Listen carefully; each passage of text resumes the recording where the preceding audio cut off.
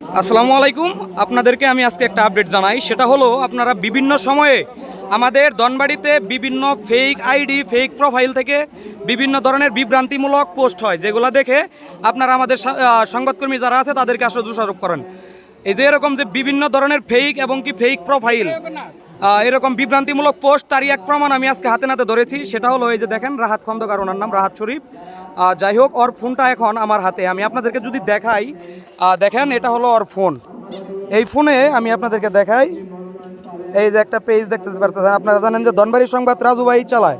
এই যে ধনবাড়ির সংবাদ, ধনবাড়ির সাংবাদিক রবিউল, ইসামণি, তারপর আরেকটা আইডি হলো রবিউল সাপ।